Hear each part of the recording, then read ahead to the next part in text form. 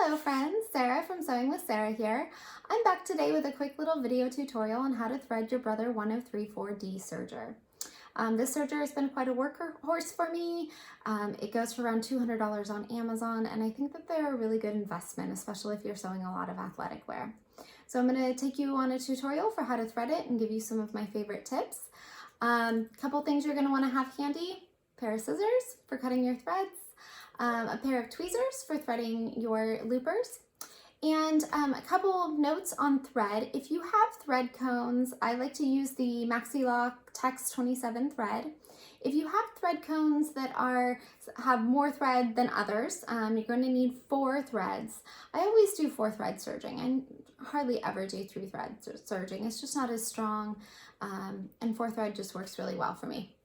So if you have some cones with more thread than others, then I would recommend putting the cones with the most thread on your loopers, because if you have to rethread your serger loopers, you're going to have to rethread the whole thing, whereas you can change out your needle threads. So often I'll keep a neutral color in my loopers and then just change out my needle threads to match my fabric. Now, if you're serging with the correct tension, your needle threads really shouldn't be showing through very much at all, but if anything's going to show, it's going to be those needle threads. Something else to note: if you don't want to invest in 4 thread cones of the same color, you can definitely wind a bobbin with some serger thread and use that in the place of your needle serger thread cones. So that's a little tip if you want to save some money, or if it's a color you don't think you're going to use very often, you can just wind a bobbin with your sewing machine. So if you're ready, we'll go ahead and go over to the serger and get close up, and we'll get started threading. Okay, so you want to start out with your threads up at the top, and you always want to start out threading your upper looper. That's this aqua one on the Brother serger. So I'm going to start out by showing you this, the thread guides, little plastic thread guides. There's one for each of your threads. So there are 4 holes in total, and you're not going to be able to see this once I push it back up, but all I'm doing is taking the thread from the back, from the cone back through the front of this guide. So when I do that, then I'll be ready to start threading. So I just grab my thread, and there are some little metal clips on the back. You're going to want to put it through the corresponding metal clip. There's a little white arrow at the top, and you're going to slide that over to the right. Pull your thread through and then let it go. That releases the tension disc in here. So you want to make sure you do that every time, or else your thread may not be quite through the tension disc. You can always kind of floss it back and forth if you need to. But I'm going to bring it down. I have my door open here. Down through the aqua guide. There's a little clip down here. There are actually 2 clips. You're going to bring it through the first of the 2. Okay. Up, over, from right to left, the number 7 that has this arrow here. And then I'm going to turn my hand wheel so that I can see my upper looper.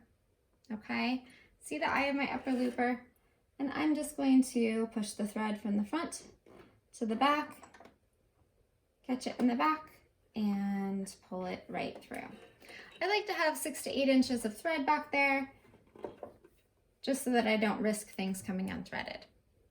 So now I'm ready to do my upper looper, or I'm sorry, my lower looper. So make sure that you have those tweezers handy, because this is where you're especially going to be needing them. Grab your lower looper thread up through the plastic guide from the back to the front, underneath that metal clip, sliding the blue plastic tension guide to the right, or white plastic tension guide to the right, down here, around the number 5, over underneath both of those. So you got those 2 metal clips underneath both. And then there's a number 8 here. So you're going to go over the number 8 hook. And then what you have right here, and if you don't see it, you can turn your hand crank until you can, is this little white piece that has some arrows on it. You're going to slide it to the right. And when you do that, it's going to reveal a little clip in there. So you're going to put your thread behind that clip. I like to pull out a little bit of extra at this point. Make sure it stays back there. and then push that clip back in. Okay, and then you have your thread, and all you need to do is guide it through the lower looper. So I'm going to grab my tweezers and reach through the back of the machine while my other hand pushes the thread through the eye of the needle.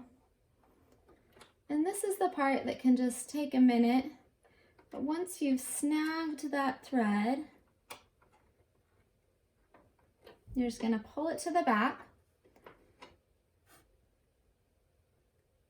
and then you have both of your loopers threaded. So you can leave this open for a minute because now you're going to thread your right needle. So you're bringing up through the plastic guide at the top, the gray plastic. You're going to clip it underneath. I have another needle thread in there, it needs to come out. Underneath that metal clip on the right, this goes to the pink. I'm going to slide the right tension release to the right. It's going to go down and then over. This is like the little rainbow, up and over the rainbow, behind the little metal hook in front of the needles, and then just through the eye of your right needle. Now I like to use 7511 or 8012 needles on my serger. I get these organ needles from WowWack, and this is what I use. So I find those work really well.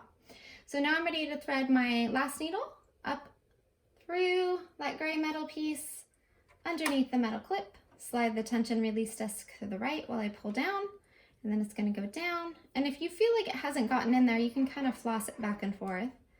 Down, up, and over the rainbow, and then thread my last needle. Pull it to the back. Okay. Now you want to check two things at this point. You close your front cover. You want to check, one, that it's chaining correctly, and two, your tension. So I have this scrap of bright yellow fabric, so I'm going to put that under, lift up my presser foot, which is here, and then start serging and see if it's chaining correctly onto my fabric.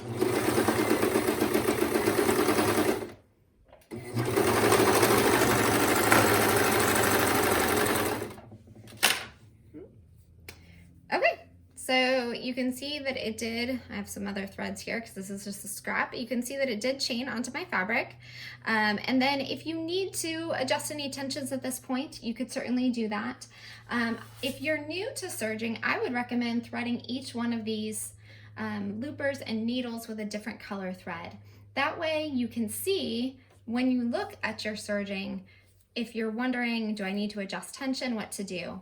The other thing that I always check is I always open up my fabric scrap and then pull a little bit and make sure that I can't see those needle threads too much. If you can see them quite a bit, and if it pulls away quite a bit, then your tension is wrong.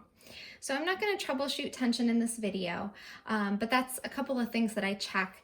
And I do find that I sometimes need to make minute adjustments with every fabric. So I think it's worth taking the time to examine that. But hopefully this tutorial has helped you. Check out my other tutorial videos on my YouTube channel, Sewing with Sarah, and on my blog, sewingwithsarah.com.